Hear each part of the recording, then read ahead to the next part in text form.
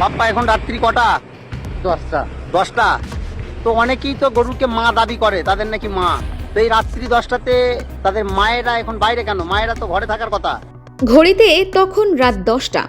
কলকাতা শহর যখন একটু একটু করে ঘুমানোর প্রস্তুতি নিচ্ছে, ঠিক তখনই রাজপথে বেরোলে যে দৃশ্য আপনার চোখে পড়বে তা কোনো সিনেমার সেট নয়, তীব্র এক বাস্তব। পুরো রাজপথ জুড়ে শুয়ে আছে শত শত গরু, লাইনে দাঁড়িয়ে আছে গাড়ি, জ্যামে আটকে ছটফট করছে মুমূর্ষু রোগী নিয়ে আসা অ্যাম্বুলেন্স। সাধারণ মানুষের হাঁটার জায়গা পর্যন্ত নেই।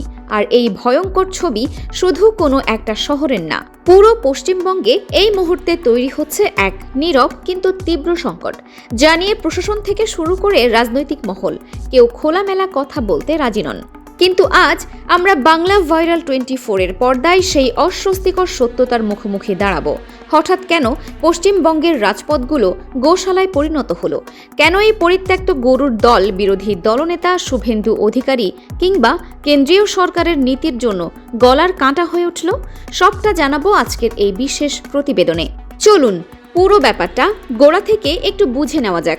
সনাতনী ধর্মাবলম্বী মানুষরা আছে, তাহলে আপনারা কি বলতে চাইছেন? এখানে কি শুধু মাইনরিটি মানে মুসলিমকে ট্রিটমেন্ট করতে চাইছেন?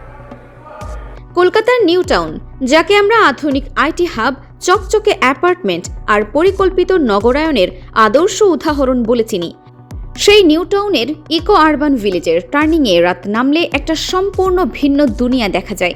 15 থেকে 20টা বলদ বা পুরুষ গরু রাস্তার ঠিক মাঝখানে শুয়ে থাকে। কে এনে এদের ছেড়ে দিয়ে গেছে কেউ জানে না। স্থানীয়দের অভিযোগ, রাতের অন্ধকারে বড় বড় গাড়িতে করে এনে এদের এখানে অলক্ষ্যে ছেড়ে দিয়ে যাওয়া হয়। এটা শুধু নিউ টাউনের একক কোনো গল্প নয়। মালদা শহরের কথা ধরুন, সেখানকার প্রধান সড়কগুলোতে এখন পরিত্যক্ত গরুর সংখ্যা এতটাই বেড়ে গেছে যে সিভিক পুলিশের কাজ ট্রাফিক ম্যানেজমেন্ট করা কিংবা আইন শৃঙ্খলা রক্ষা করা, তাদের এখন লাঠি হাতে গরু সামলাতে নামতে হচ্ছে। ভাবুন একবার, একটা আধুনিক শহরের পুলিশ ফোর্সকে চোর ডাকাত বা ট্রাফিক সামলানোর বদলে গরু তাড়ানোর কাজে ব্যস্ত থাকতে হচ্ছে। হুগলির ডানকুনি রেলওয়ে স্টেশনে গেলে তো আপনার চোখ চড়ক গাছ হবে। ট্রেনের প্ল্যাটফর্মের ভেতরে, যেখানে প্রতিদিন হাজার হাজার যাত্রী যাতায়াত করেন, টিকিট কাউন্টার আর গেটের সামনে দল বেঁধে ঘুরে বেড়াচ্ছে এবং শুয়ে আছে গরুর পাল। ট্রেনের যাত্রীরা আতঙ্কিত হয়ে বলছেন, আর কটা দিন গেলে অবস্থা চরম রূপ নেবে। সল্লাপুরের রাস্তায় এক বাইক আরোহী রাতে বাড়ি ফিরছিলেন।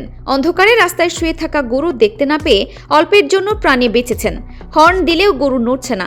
এই পরিস্থিতিতে একটা বড়সড় দুর্ঘটনা ঘটতে কতক্ষণ সময় লাগে? 5 সেকেন্ড, বড় জোর 10 সেকেন্ড। হাইওয়ে থেকে শুরু করে জনবহুল বাজার, আজ সর্বত্র এই একই চেনা অন্ধকার দৃশ্য। এবার আসুন আসল এবং সবচেয়ে গুরুত্বপূর্ণ প্রশ্নে। হঠাৎ করে পশ্চিমবঙ্গের রাস্তায় এত হাজার হাজার পরিত্যক্ত গরু কোথা থেকে এলো? এর পেছনে কি কোনো অলৌকিক কারণ আছে? না, এর পেছনে রয়েছে একটি ভেঙে পড়া বিশাল অর্থনৈতিক ইকোসিস্টেম। খুব মন দিয়ে শুনুন, ভারতে গরু লালন পালনের পেছনে একটি বিশাল অর্থনৈতিক চক্র কাজ করে। একজন প্রান্তিক গোপালক, তিনি হিন্দু হতে পারেন বা মুসলিম, তিনি কেন গরু পোষেন? প্রথমত দুধের জন্য এবং দ্বিতীয়ত একটি নির্দিষ্ট সময় পর তা বিক্রির জন্য। একটা গরু যখন বুড়ো হয়ে যায় বা দুধ দেওয়া বন্ধ করে দেয়, কিংবা যে বাছুরগুলো পুরুষ গরু হিসেবে জন্মায়, তাদের রক্ষণাবেক্ষণের দৈনিক খরচ বহন করা একজন দরিদ্র কৃষকের পক্ষে প্রায় অসম্ভব হয়ে ওঠে। এতদিন পর্যন্ত এই চক্রের একটি স্বাভাবিক সমাধান ছিল। বুড়ো গরু বা অনুৎপাদক পুরুষ গরুগুলো মাংসের বাজারে যেত, চামড়া শিল্পে যেত। আর এই ব্যবসার সাথে শুধু কোনো একটা নির্দিষ্ট ধর্মের মানুষ জড়িত ছিল না, এর সাথে জড়িয়ে ছিল চামড়া কারখানার লাখো হিন্দু মুসলিম কারিগর, দুধ ব্যবসায়ী, মাংস ব্যবসায়ী এবং হাজার হাজার পরিবহন শ্রমিকের রুটি রুজি। কিন্তু সাম্প্রতিক বছরগুলোতে গোমাংস বা গো হত্যা নিয়ে কঠোর আইন, কোরবানির হাটে কড়াকড়ি এবং গরু কেনাবেচায় কড়া নজরদারির কারণে এই পুরো অর্থনৈতিক চক্রটাই তাসের ঘরের মতো ভেঙে পড়েছে। লাখে লাখে লোককে রাস্তায় নিয়ে নামাবো আর সাটা ভাঙা মার দেবো আর জেলে যাব। এখন যে প্রান্তিক চাষি ঋণ করে বা ধার দেনা করে গরু কিনেছিলেন, তিনি এখন চরম বিপাকে। তিনি বুড়ো গরু বিক্রি করতে পারছেন না, আবার চড়া দামে খড় ভুসি কিনে তাদের খাওয়াতেও পারছেন না। নিজের পরিবারের মুখে অন্ন জোগাতে যিনি হিমশিম খাচ্ছেন, তিনি গরুকে কি খাওয়াবেন? ফলস্বরূপ নিরুপায় হয়ে পেটের দায়ে রাতের আধারে লুকিয়ে নিজের সাধের গরুকে তারা শহরের রাস্তায় ছেড়ে দিয়ে চলে যাচ্ছেন। এটা কোনো অপরাধী চক্রের কাজ না বন্ধুরা, এটা একজন দেউলিয়া হয়ে যাওয়া প্রান্তিক মানুষের শেষ কান্না। একটা গরু গড়ে প্রায় 14 বছর বাঁচে। এই দীর্ঘ 14 বছর একটা অকেজো গরুকে পুষতে কত টাকা খরচ হয়, তার হিসাব কি নীতি নির্ধারকরা করেছেন? ঘাস, খড়, ওষুধ রাখার জায়গা, এই বিপুল খরচ কে বহন করবে? যে সরকার বা যে রাজনৈতিক দলগুলো কঠোর আইন এনে গোহত্যা বা গরু কেনা বেচা বন্ধ করলো, তারা কি এই বুড়ো গরুর লালন পালনের দায়িত্ব নিয়েছে? এই প্রশ্নের উত্তর কিন্তু আজ পর্যন্ত মেলেনি। আর এখানেই এই নীতিগুলো বিরোধী দলনেতা শুভেন্দু অধিকারী এবং তার দলের জন্য গলার কাঁটা হয়ে দাঁড়িয়েছে। পশ্চিমবঙ্গ তথা কলকাতায় যখন এই সমস্যা প্রকট হচ্ছে, তখন সাধারণ মানুষ প্রশ্ন তুলতে শুরু করেছেন কেন্দ্রীয় আইনের দূরদর্শিতা নিয়ে। কারণ এই একই নীতি বা আইনের মাসুল উত্তরপ্রদেশ, বিহার, মধ্যপ্রদেশ বা রাজস্থানকে অনেক আগে থেকেই দিতে হচ্ছে। উত্তরপ্রদেশে এই আওয়ারা পশু বা পরিত্যক্ত গরুর সমস্যা এতটাই ভয়ঙ্কর যে তা নির্বাচনগুলোর প্রধান রাজনৈতিক ইস্যু হয়ে দাঁড়িয়েছে। কৃষকদের ফসল নষ্ট হচ্ছে, রাতে হাইওয়েতে ধাক্কা লেগে মানুষ মারা যাচ্ছে। এখন পশ্চিমবঙ্গের স্থানীয় প্রশাসন মাইকিং করছে, আপনারা আপনাদের গবাদি পশু নিজেদের ঘরে রাখুন, নইলে আইনি পদক্ষেপ নেওয়া হবে। কিন্তু ভাবুন তো, এটা কতটা বাস্তবসম্মত? যে মানুষটা নিজের বাচ্চার দুধের টাকা জোগাতে পারছে না, তাকে মাইকিং করে ভয় দেখালে কি সমস্যার সমাধান হবে? ট্রাফিক বিভাগ আইনি পদক্ষেপের হুমকি দিচ্ছে কার বিরুদ্ধে? যে মানুষটা নিজের এই ব্যবস্থার শিকার বা ভিকটিম, তার বিরুদ্ধে, নাকি সেই ত্রুটিপূর্ণ নীতির বিরুদ্ধে যা এই সংকট তৈরি করেছে? আসুন এবার একটু গভীরে গিয়ে আলোচনা করি। ভারতীয় সংস্কৃতি এবং সনাতন ধর্মে গরুর একটি অত্যন্ত পবিত্র ও উচ্চ স্থান রয়েছে। কোটি কোটি মানুষ গরুকে গোমাতা হিসেবে শ্রদ্ধা করেন, পুজো করেন। এই ধর্মীয় আবেগ ও বিশ্বাস সম্পূর্ণ সত্য এবং একে আমাদের অবশ্যই সম্মান জানাতে হবে। কিন্তু একটা কথা আমাদের মাথায় রাখতে হবে, আবেগ দিয়ে কখনো অর্থনীতি চলে না, আবেগ দিয়ে ক্ষুধার্ত গরুর পেট ভরে না, আর আবেগ দিয়ে মাঝ রাস্তায় ঘটে যাওয়া সড়ক দুর্ঘটনাও ঠেকানো যায় না। সমস্যাটা হলো আমরা আইন বা নীতি তৈরি করেছি ঠিকই, কিন্তু তার সাথে কোনো বাস্তবসম্মত বা দীর্ঘমেয়াদী পরিকল্পনা রাখিনি। আপনি গোহত্যা বন্ধ করলেন, খুব ভালো কথা, কিন্তু তাহলে প্রথম প্রশ্ন, এই লাখ লাখ বুড়ো ও অকেজো পুরুষ গরুকে আপনারা রাখবেন কোথায়? সারা দেশে যে কটা গোশালা আছে সেগুলোতে ইতোমধ্যেই ধারণ ক্ষমতার 3 গুণ বেশি গরু ঠাসাঠাসি করে আছে। নতুন গোশালা তৈরির বাজেট কোথায়?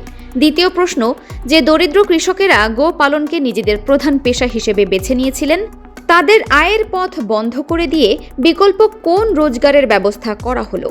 তৃতীয়ত, চামড়া শিল্প বা মাংস শিল্পের সাথে যুক্ত লক্ষ লক্ষ শ্রমিকের পুনর্বাসন কোথায় গেল?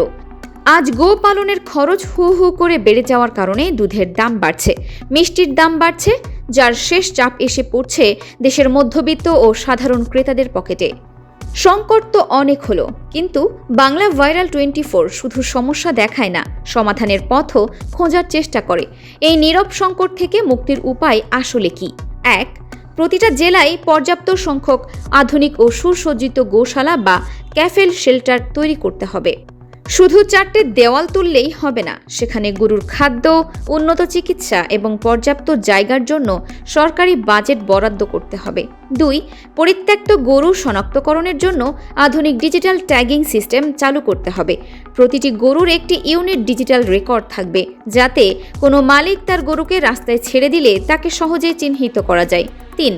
প্রান্তিক গোপালক ও কৃষকদের জন্য বিশেষ সরকারি ভর্তুকি এবং আর্থিক সহায়তার প্যাকেজ ঘোষণা করতে হবে, যাতে বুড়ো গরুর দেখভাল করা তাদের জন্য বোঝা না হয়ে দাঁড়ায়। আর সবচেয়ে বড় সমাধান হলো ধর্মীয় আবেগকে সম্পূর্ণ সম্মান জানিয়ে রাজনীতিমুক্ত হয়ে এই অর্থনৈতিক বাস্তবতার একটা সৎ ও খোলামেলা আলোচনা হওয়া দরকার। বন্ধুরা, ভালোবাসার মানে শুধু মুখে বড় বড় দাবি করা নয়, ভালোবাসা মানে দায়িত্ব নেওয়া। আমরা যদি সত্যিই গরুকে শ্রদ্ধা করি তবে তাদের এভাবে শহরের রাস্তায় অনাহারে ফেলে রাখা, প্লাস্টিক খেতে বাধ্য করা আর গাড়ির ধাক্কায় আহত হতে দেওয়া কি আদৌ কোনো সম্মান?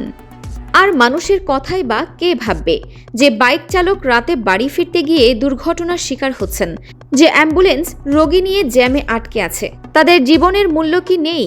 মনে রাখবেন, এটা কোনো হিন্দু মুসলিম ইস্যু নয়, এটা মানুষের ইস্যু, এটা পশুর ইস্যু, এটা একটি ব্যর্থ অর্থনৈতিক নীতির ইস্যু যার মাসুল সাধারণ মানুষ দিচ্ছে। আপনাদের এলাকায় কি এমন পরিত্যক্ত গরুর সমস্যা দেখা যাচ্ছে? এই সংকট সমাধানে সরকারের কি করা উচিত বলে আপনি মনে করেন? আপনার মূল্যবান মতামত অবশ্যই নিচে কমেন্ট বক্সে লিখে জানান। ভিডিওটি গুরুত্বপূর্ণ মনে হলে প্রচুর পরিমাণে শেয়ার করুন, যাতে এই সত্য কথাগুলো নীতি নির্ধারকদের কান পর্যন্ত পৌঁছায়। আজ এখানেই শেষ করছি, দেখা হবে পরবর্তী ভিডিওতে। ততক্ষণ ভালো থাকুন, সচেতন থাকুন। ধন্যবাদ।